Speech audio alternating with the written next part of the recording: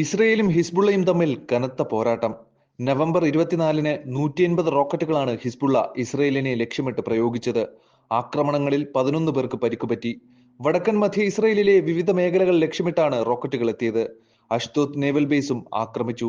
എല്ലാ റോക്കറ്റുകളെയും പ്രതിരോധിക്കാൻ IDFന് സാധിച്ചില്ലെന്നും മാധ്യമങ്ങൾ റിപ്പോർട്ട് ചെയ്തു.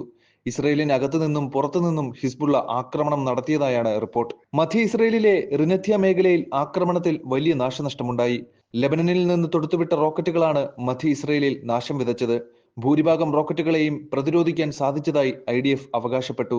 എന്നിട്ടും ഇസ്രയേലിൽ വലിയ നാശനഷ്ടം ഉണ്ടായതായി മാധ്യമ റിപ്പോർട്ടുകൾ പറയുന്നു. ബേട്ടാനിക്കുവയിൽ നിരവധി പേർക്ക് പരിക്കേൽക്കുകയും കനത്ത നാശം വിതയ്ക്കുകയും ചെയ്തിട്ടുണ്ട്.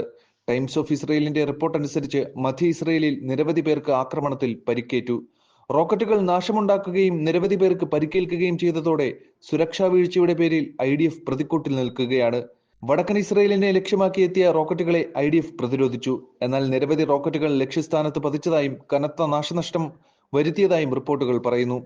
ഹൈഫ ബേ, പടിഞ്ഞാറൻ ഗലീലി എന്നിവിടങ്ങളിലേക്ക് 30 റോക്കറ്റുകളാണ് പറന്നെത്തിയത്. റോക്കറ്റ് നാശനഷ്ടം ഉണ്ടാക്കിയതായി IDF സ്ഥിരീകരിച്ചിട്ടുണ്ട്. ഹൈഫയിലെ ഒരു റെസിഡൻഷ്യൽ ബിൽഡിംഗിൽ റോക്കറ്റ് പതിച്ച് ആളുകൾക്ക് പരിക്കേറ്റു. കെട്ടിടത്തിന് കനത്ത നാശവുമുണ്ടായി.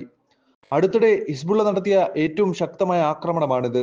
ആക്രമണത്തിനായി അത്യാധുനിക മിസൈലുകളും ഡ്രോണുകളും ഉപയോഗിച്ചതായി ഇറാന്റെ പിന്തുണയുള്ള സായുധ ഗ്രൂപ്പ് അറിയിച്ചു. ഹിസ്ബുള്ളയുടെ ആക്രമണത്തിന് പിന്നാലെ ലെബനനിൽ ഇസ്രയേലും ആക്രമണം അഴിച്ചുവിട്ടു. ബെയ്റൂട്ടിൽ ശക്തമായ ആക്രമണമാണ് ഉണ്ടായത്. 8 നില കെട്ടിടത്തിന് നേർക്ക് ഇസ്രയേൽ നടത്തിയ മിസൈൽ ആക്രമണത്തിൽ 11 പേർ കൊല്ലപ്പെട്ടു. ഒട്ടേറെ പേർക്ക് പരിക്കേറ്റു. സെൻട്രൽ ബെയ്റൂട്ടിൽ പുലർച്ചെയാണ് ആക്രമണമുണ്ടായത്. ഭൂഗർഭ ബങ്കറുകൾ വരെ ഭേദിക്കുന്ന 4 മിസൈലുകളാണ് ആക്രമണത്തിന് ഉപയോഗിച്ചത്. സെൻട്രൽ ബെയ്റൂട്ടിൽ ഈ ആഴ്ച ഇസ്രയേൽ നടത്തുന്ന 4ാമത്തെ ആക്രമണമാണിത്. ഹിസ്ബുള്ള ശക്തികേന്ദ്രമായ തെക്കൻ ബെയ്റൂട്ടിലായിരുന്നു നേരത്തെ തുടർച്ചയായ ആക്രമണം നടത്തിയിരുന്നത്.